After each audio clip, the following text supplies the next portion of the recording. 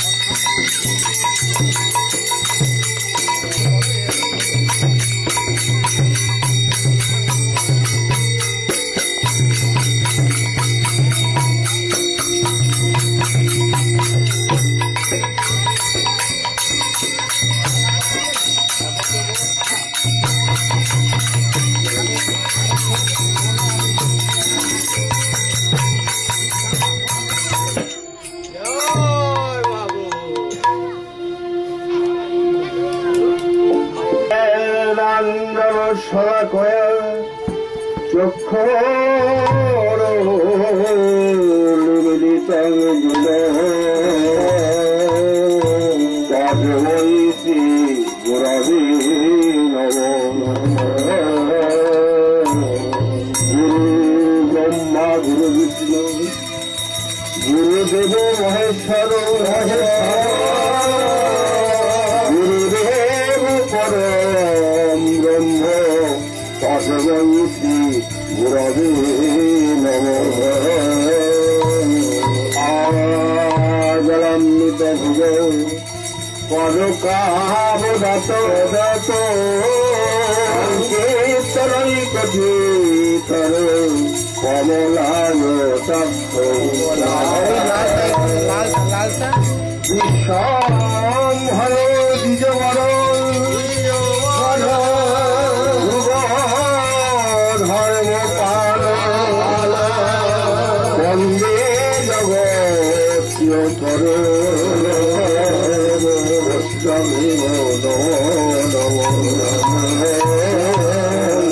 শঙ্কর শিবাচল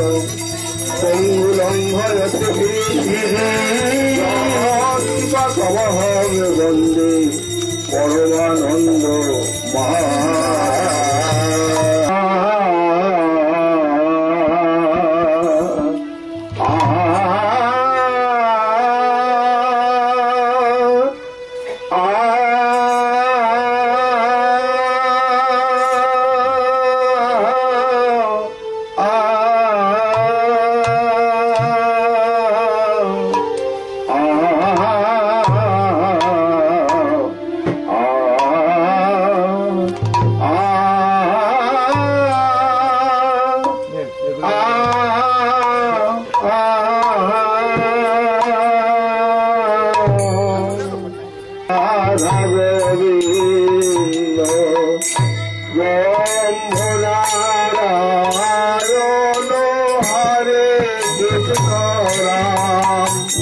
আরে সবাই এখানে গোটায়ের ভক্ত।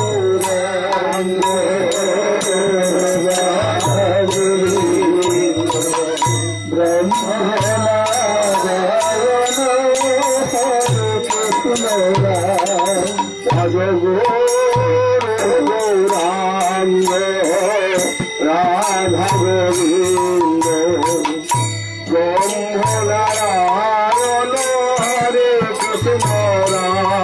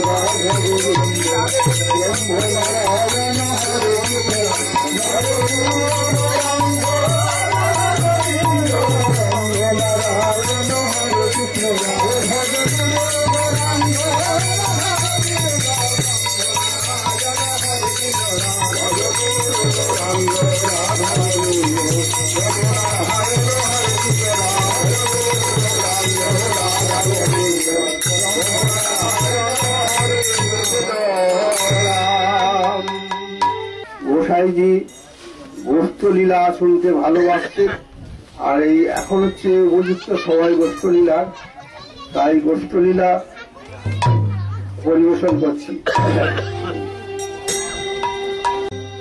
সচিরনা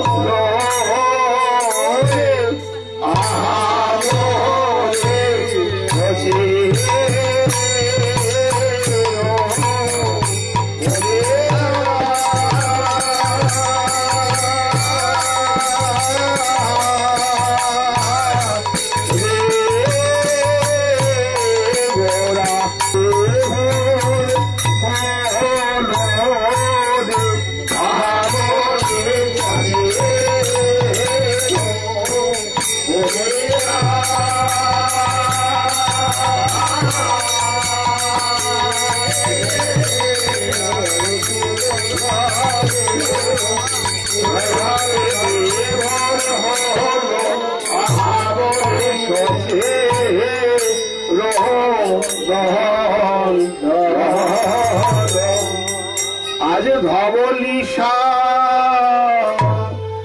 মোহলে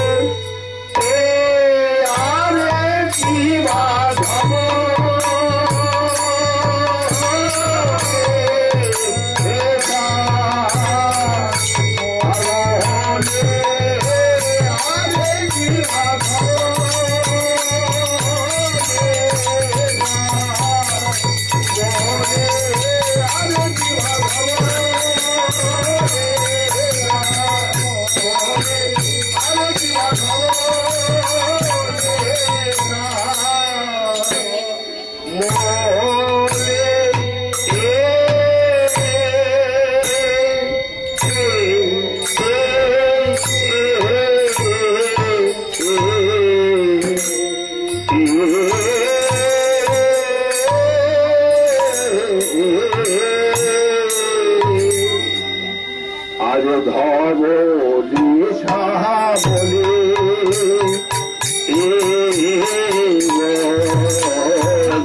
ডাকে ভলে আজ ধবলি সাহা বলে ডাকে ভলে আজ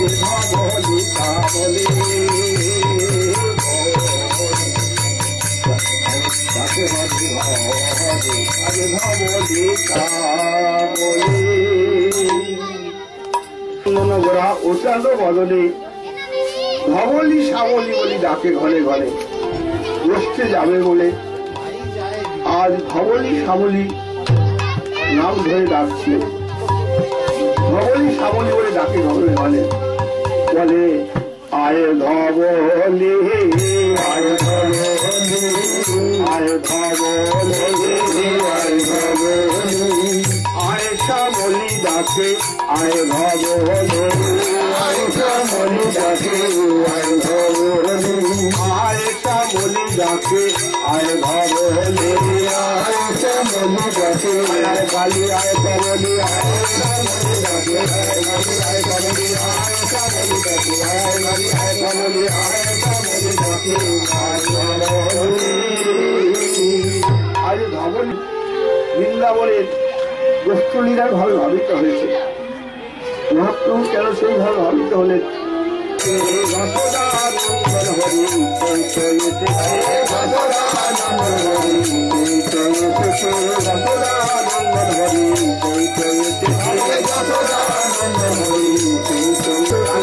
শান্তি অঙ্গে সেই গোবিন্দ গৌরাঙ্গ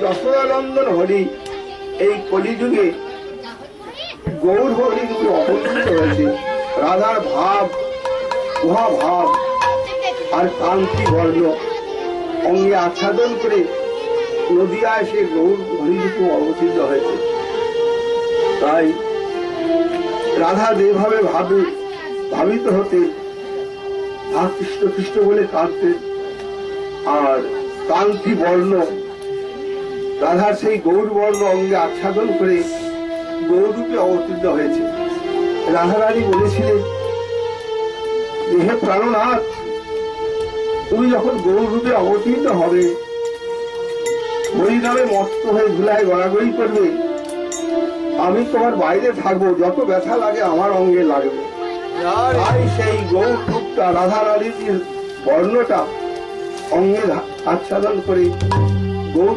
হরিরূপে অবতীর্ণ হয়েছে তাই যখন ধবলি সাবলি আজ বোঝে বুঝিয়া ভাবের গতি নিত্যানন্দ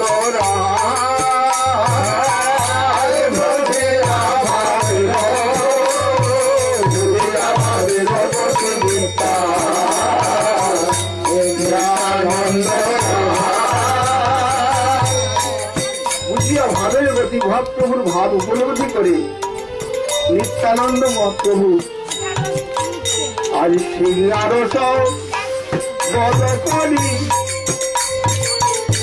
বদন বাজায় সিংহারস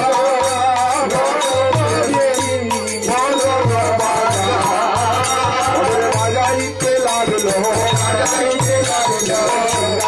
সব বদলে বাজাইতে লাগলো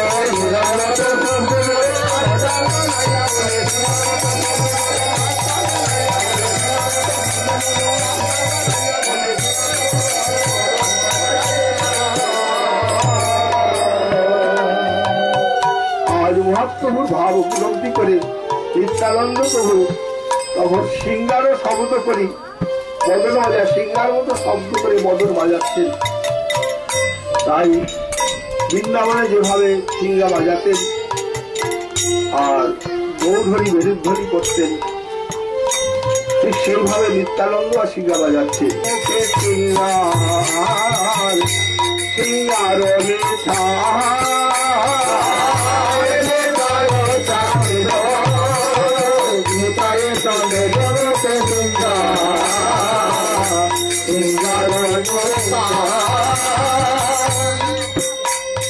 তাদের মুখে সিঙ্গারের নিশান শুনিয়া ভক্তগণ প্রেমে অজ্ঞান।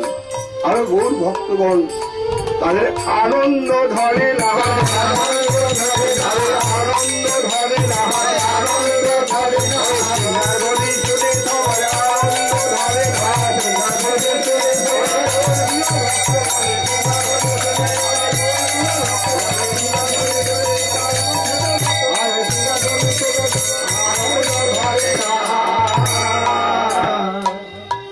ভক্তগণ প্রেমে অজ্ঞান বিভোর হয়ে তাদের আনন্দ ধরে না। আজ ধাইল পন্থে গৌরী দাস যার না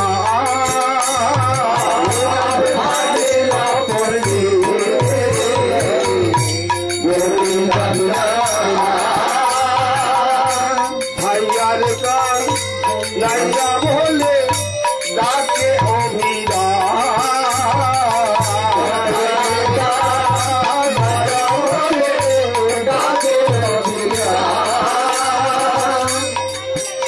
ভক্তগণ প্রেমে অজ্ঞান। ভাইয়া কানাইয়া বলে ডাকে অভিরাম। অভিরাম গোস্বামী শ্রীরাম সখা এই কলিযুগে খানা খুলে অবতৃত হয়েছিল। অভিরামের পাঠ আছে খানা খুলে, তাই শ্রীরাম সখা অভিরাম গোস্বামী রূপে অবতৃত হয়েছে। সঙ্গে যাবো দাঁড়ালাম দাঁড়ালাম আমি তোর সঙ্গে যাবো আমি তোর সঙ্গে যাবো বসতে ফেরু জড়াই আমি তোর সঙ্গে যাবো বসতে ফেরু জড়াই আমি তোর সঙ্গে যাবো বসতে ফেরু জড়াই আমি তোর সঙ্গে যাবো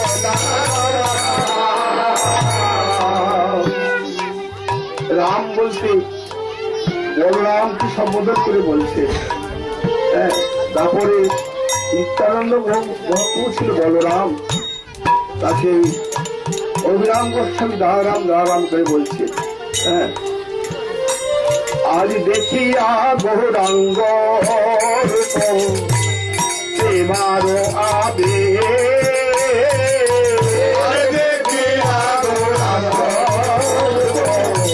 প্রেমার আজ শিরে চূড়া নট বরবে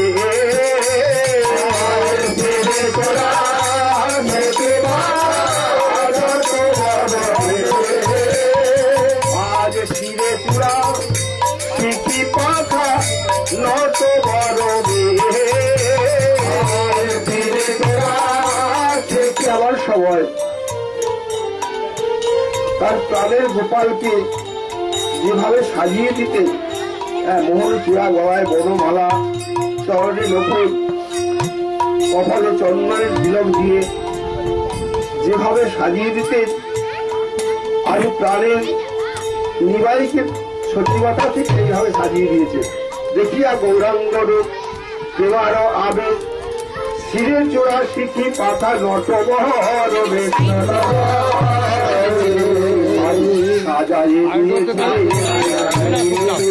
সাজাইয়ে দিয়েছে সচিমাতা আদর করে সাজাইয়ে দিয়েছে সাজাইয়ে দিয়েছে সচিমাতা আদর প্রাণের ভোরকে গোপালের সচিমাতা আদর করে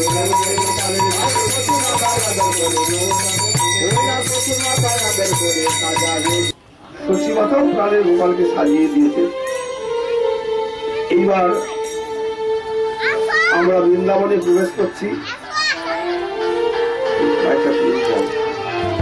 মাইকটা তুলে দিতে মাইক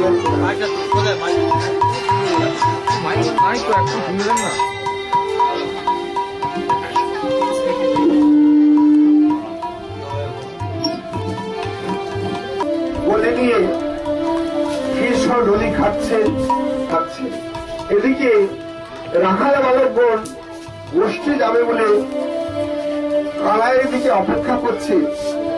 কানাই এলে ধেনুবৎসটি গোষ্ঠী যাবে, কিন্তু কানাই মায়ের কোলে বসে বসে দড়ি খাচ্ছে আর দুলছে। বসিয়া বসিয়া মা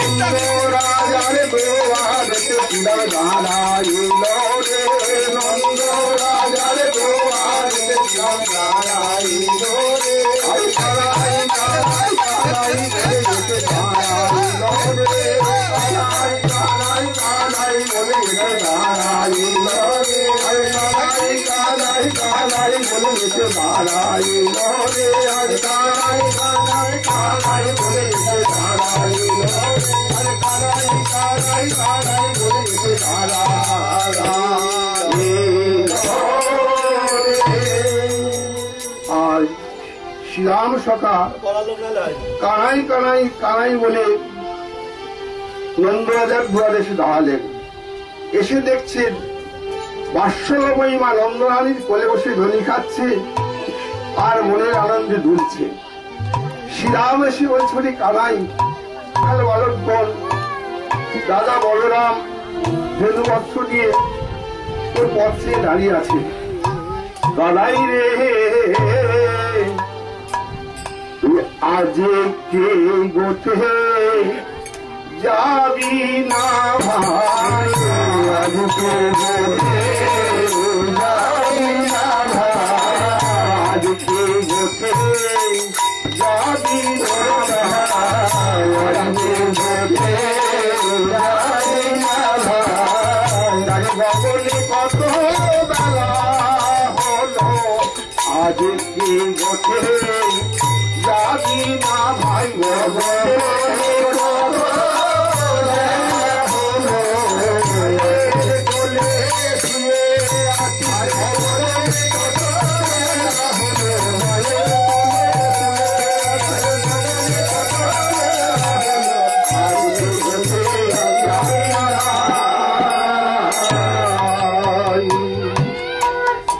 আজ কি গোষ্ঠী যাবি না? এখনো মায়ের কোলে শুয়ে আছিস? গগনে কত বেলা হলো। প্রতিদিন তোর দাসের মতো গোষ্ঠী যাওয়ার জন্য তোকে সাধ্য সাধনা করতে হয়। আজকে গোষ্ঠী যাবি কি না একটা কথা বলে যেতে হবে, আমি যাস আমরা চলে যাই। তবে কানাই রে, একান্ত যদি না যাস তবে তোর মতো একটা রাখাল রে ভাই, তোর মতো একটা রাখাল রে ভাই, তোর মতো একটা রাখাল রে ভাই, তোর মতো একটা রাখাল রে ভাই, আর বেদুরাবে দেব ফিরে, তোর মতো একটি রাখাল রে ভাই,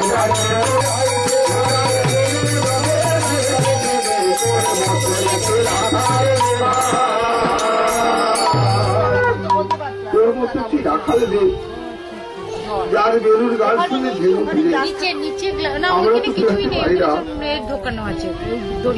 ভেলু বছর যে তোর দ্বিগুণ জানে, আগে যত চালাই ভেল কিছু পাবে পায়, যত চালাই ভেল কিছু পাবে পায়, আগে যত চালাই ভেল কিছু পাবে পায়, আমায় আর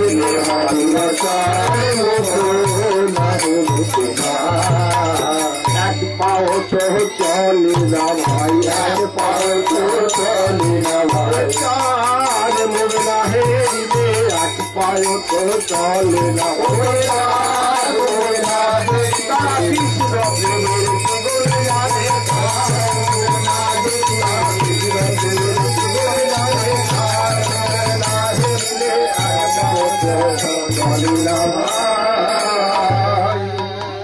তোর চাঁদ মুখ না দেখলে ভেলু বস্ত্র এক পাও চলে না।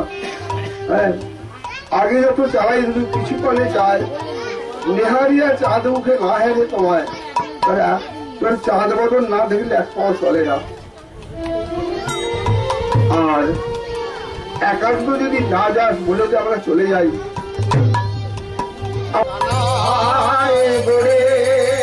আমরা তোর চরণে পূজা দিব,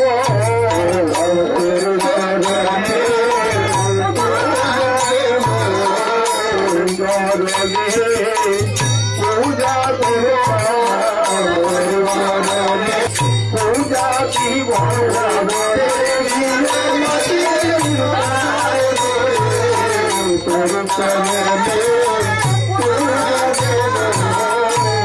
অনেক মঠ মন্দিরে বা অনেক বাড়িতে তারা মাটির কানাই গড়ে তোর চরণে পূজা করে। আমরা গোষ্ঠী গিয়ে একটি মাটির কানাই গড়ে তোর চরণে পূজা করব।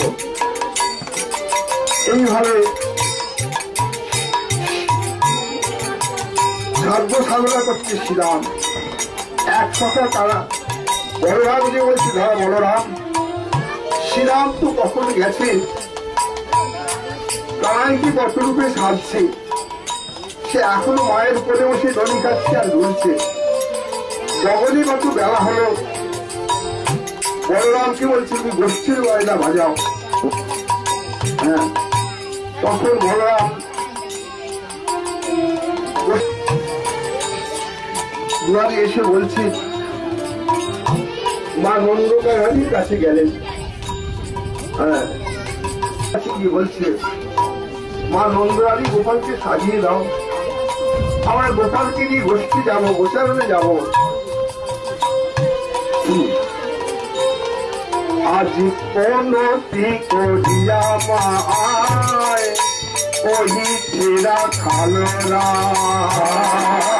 পনতি করিয়া মায় চলিতে যারা তোমার কানে লইয়া যাব গোঠে, কালো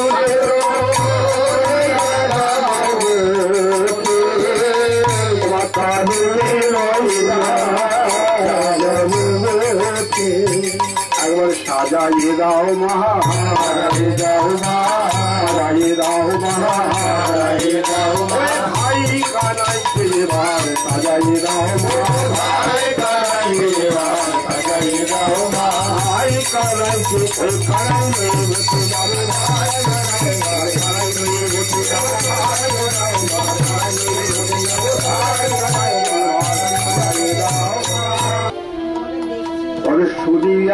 শুনি বলো রামের বাণী, ওরে বলছি তো মা নন্দরানী, তোরে রামের বাণী বলছি তো মা নন্দরানী, আরে শুনি বলো রামের বাণী, অগ্নি মূর্তি তোমার নন্দরানী,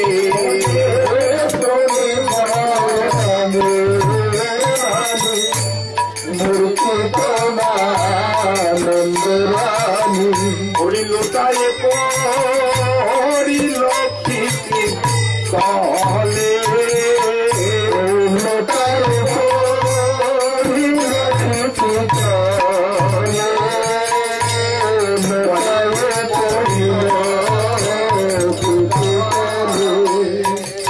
বলে ওভাবে বলো না দুধের গোপাল,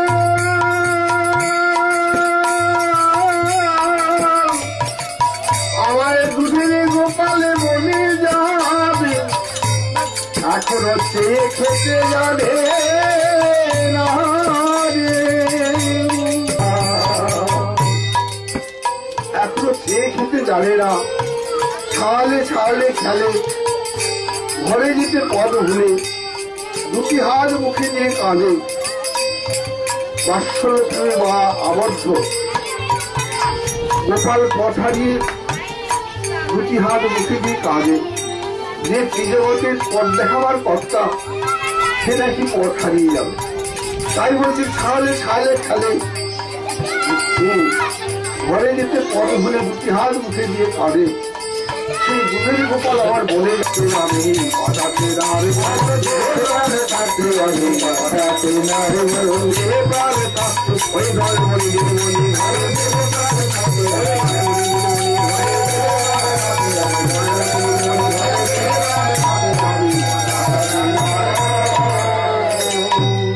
আমার দেহে প্রাণ থাকতে আমার গোপালকে আমি বলে পাঠাতে পারবো না। হ্যাঁ, তখন শ্রীরাম বলছি মা তুমি গোপালকে পাঠাতে চাইছো না কেন? বলে জানিস গোপালের প্রাণ বিলাসের জন্য কংস রাজা কত অকাসুর বকাসুর পুতলা আদি কখন দৈত্যকে পাঠায়, যদি আমার গোপালের কোনো অমঙ্গল হয়। শ্রীরাম বলছি না, আমার নীতিভীতি বসতে যাই।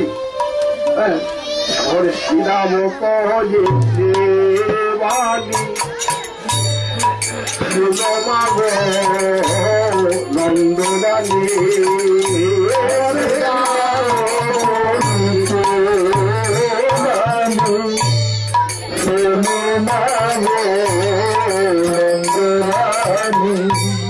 নীতি নীতি যাই মোরা বলে,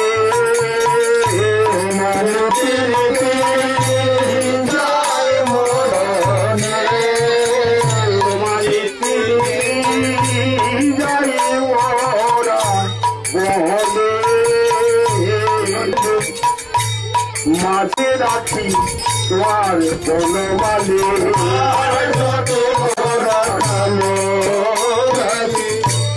মাঝে রাখি বনমালি, আর যতি ওরা খালো বেলে, মাঝে রাখি তোমার বনমালে, যতি ওরা খালো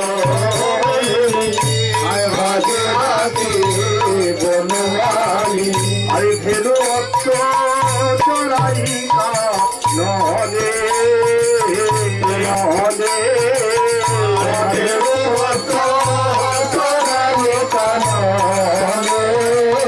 চড়াতে দিই না, চড়াতে দিই কানাইকে ধরো তাকে দিনা ভাই কানাইকে ধরো রাতে দিনা ভাই কানাইকে পদে পিরান করে দিবে বলে ভাই কানাইকে পিরান করে দিবে বলে ভাই কানাইকে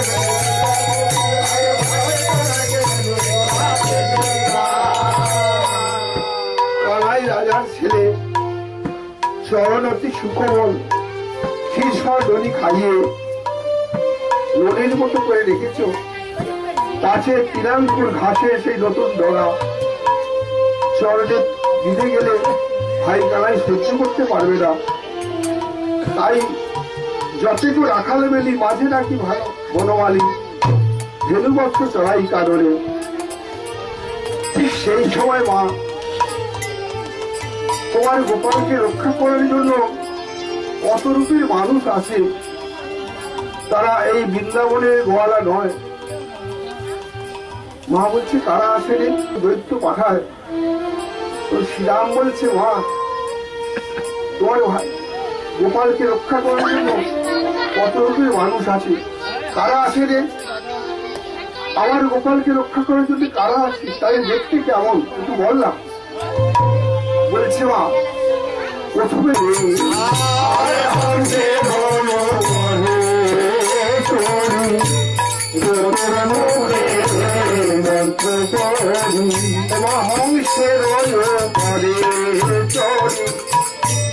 চতুর মুখে মন্ত্র পড়ে হংসের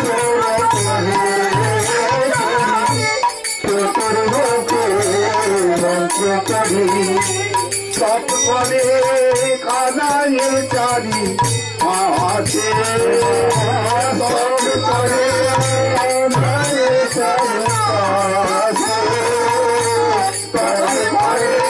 কানাইয়ে চারি আছে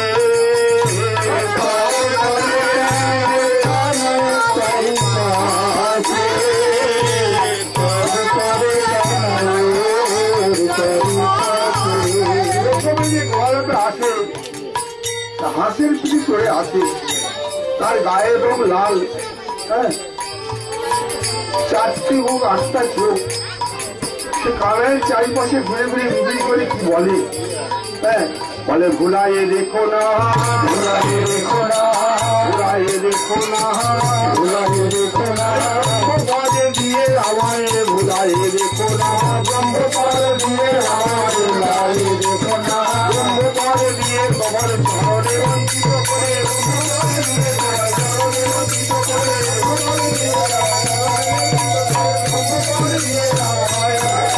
আর কি আছে যার কথা বললি চতুর্মুখ ব্রহ্মা, আর কি আছে রে? আমি একটু আসছে মা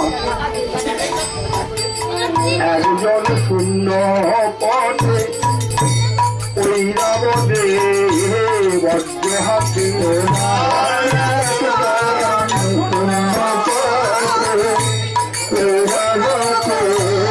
বজ্র হাতে একজন শূন্য পথে ওই রাবদে বজ্র হাতে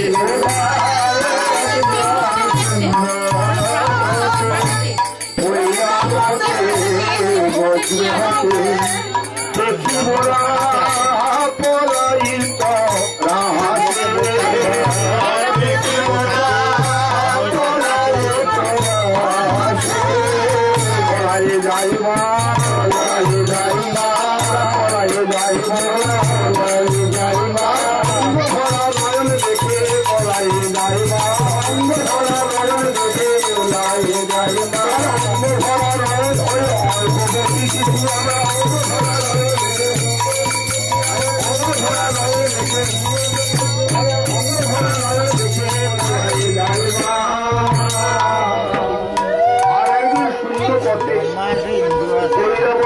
হাতির থেকে চলে আসে, হাতির বজ্র হাতে, আর তার সারা অঙ্গে চক্ষু আছে, ওই দেখে পড়া প্রভাবিত আসে। ইন্দ্রের সারা অঙ্গে চক্ষু আছে, ঐরাবতী চিঠি আছে, বজ্র হাতে আছে। উনি হলেন ইন্দ্র। ইন্দ্র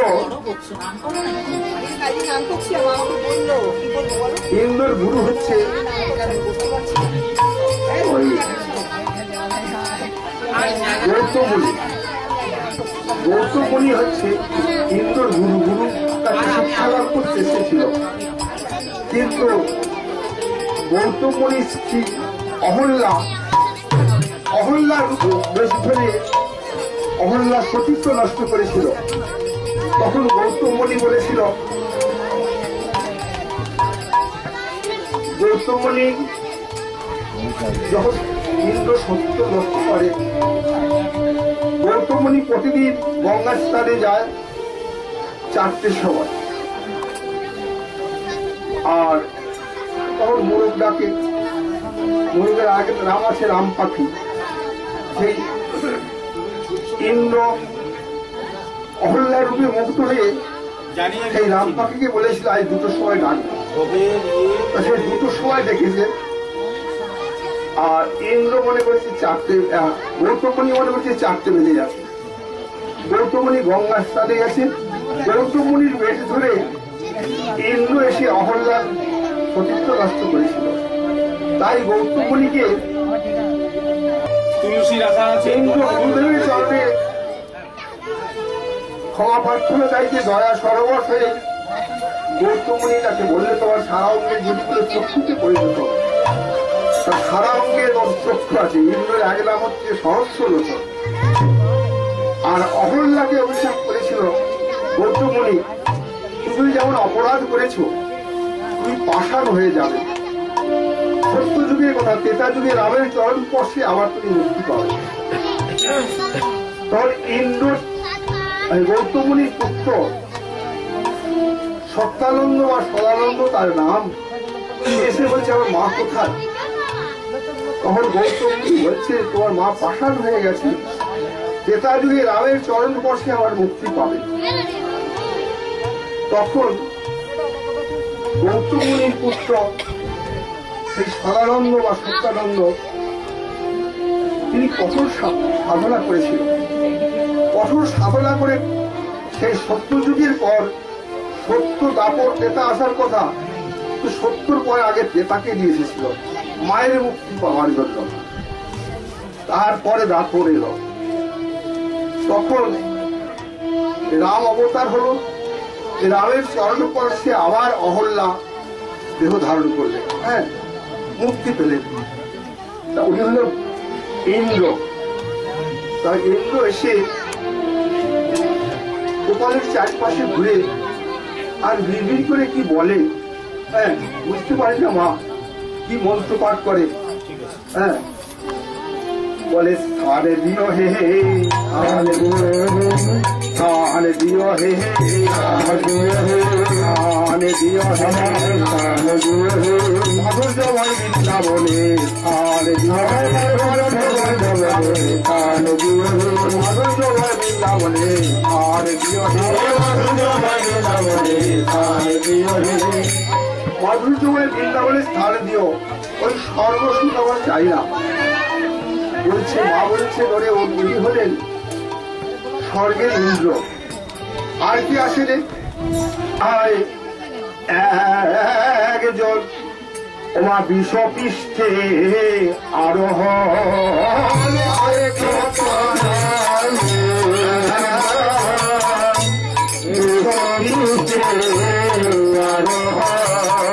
আরে দিয়া সিংহা ডুমুর রে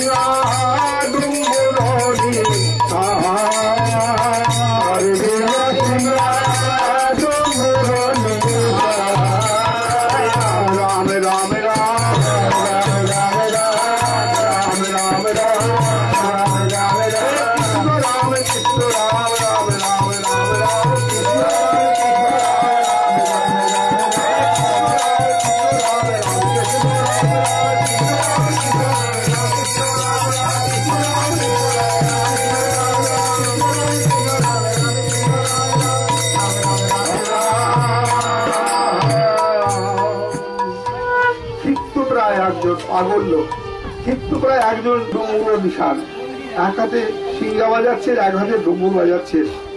আর তাকে দেখতে কেমন জানো মা, বলে তেজে যেন দাদা বলাইয়ের মতো,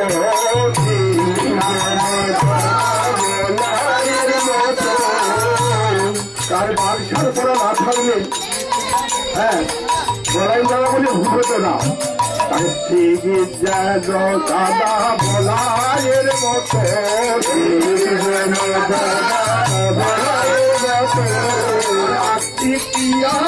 প্রতিনিধি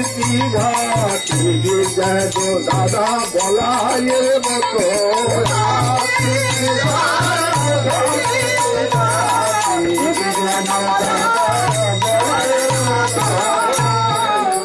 তাকে দেখতে বলাই দাদা বলে ভুল হতো না। তার মাথায় জটা আর বাগছাল পরা যদি না থাকতো, হ্যাঁ আরো বলি না ও তারে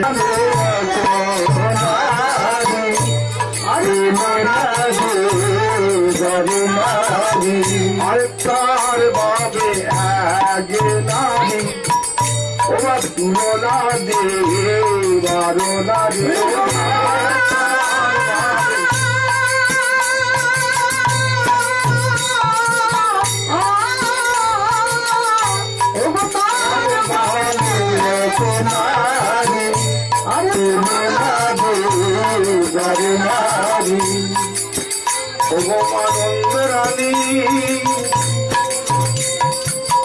তার রূপের কথা কি বলিব, তার রূপে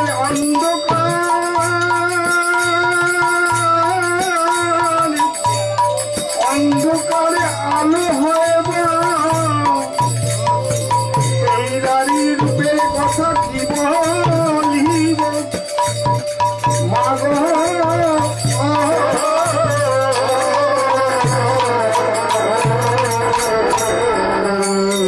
আর তারে বাবে এক নারী তুলনা দে বারোনা দে, মাতালো হয় মা তার রূপে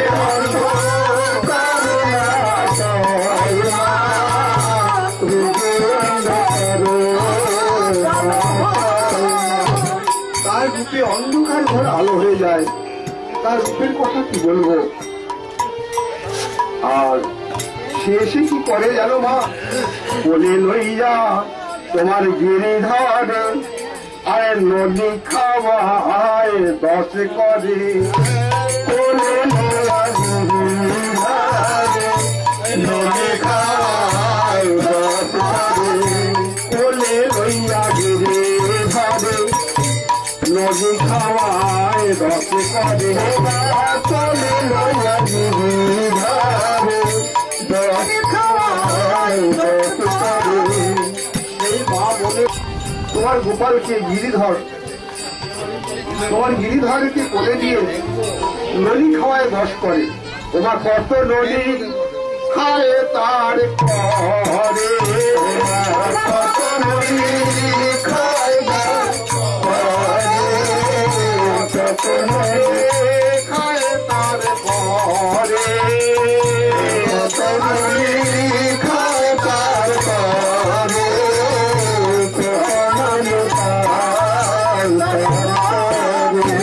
কত নদী খায় মা নদী খায় না, নদী খায় মা নদী খায় না, সেই মায়ের রস করে কত নদী খায় মা, সেই মায়ের রস করে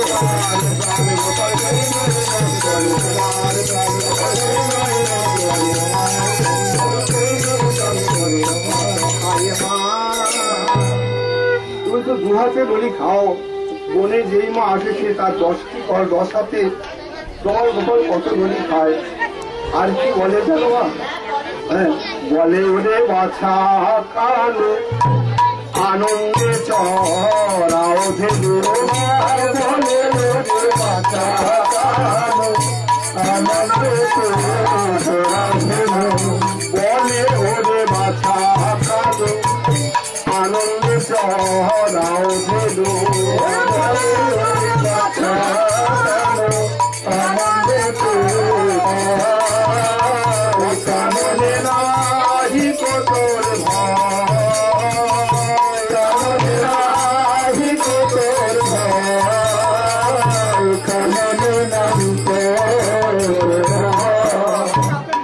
বলিউডে বাঁচা কারণ আনন্দে